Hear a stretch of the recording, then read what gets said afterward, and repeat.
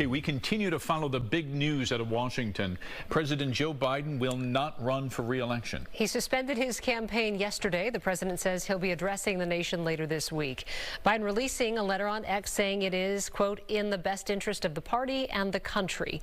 His campaign staff reportedly finding out the news just 1 minute before the rest of the country.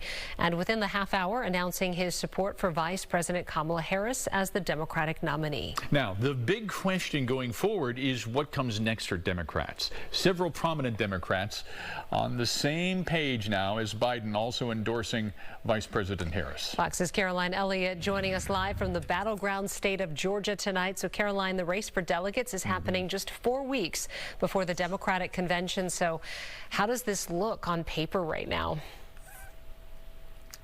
Well, Tim McKelsey, since dropping out, like you mentioned, President Biden has endorsed Kamala Harris, but the VP is still not the official nominee.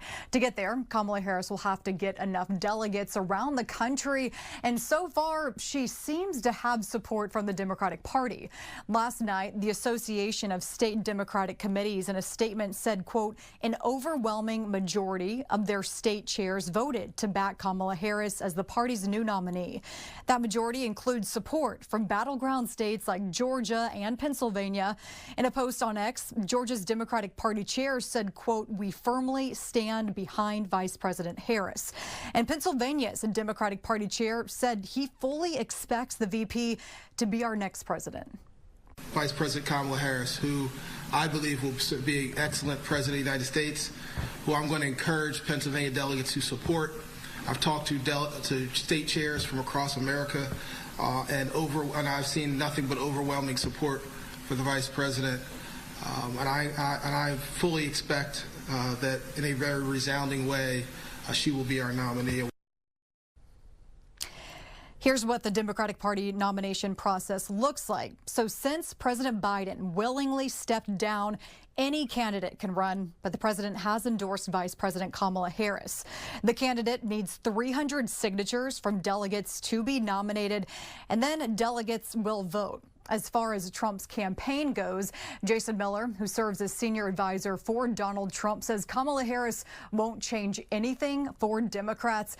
In fact, he says the Democratic Party still cannot point to any single state that's more competitive with her on the ticket. Tim. All right, Caroline. Well, President Biden is the first incumbent now since LBJ to announce that he's not running for re-election. And as you can imagine, America has a lot of opinions about the big news. Here's Fox's Jared Halpern. My reaction is I think we needed new candidates anyway. President Biden's decision to end his re-election campaign sent political shockwaves across the country. And outside the Washington, D.C. echo chamber, voters are voicing strong opinions about the soon-to-be former president. Most Biden supporters are applauding the president's move, though some say they'd still like to see him stay in the race. I think it was a wise decision to drop out, to both allow the Democratic Party to move forward. I think he's probably being pushed out, which kind of makes me a little bit sad. There's also relief among Trump supporters as well, with most pointing to President Biden's health as a main factor in his decision to drop out. You could see over the past 6-8 months his health failing.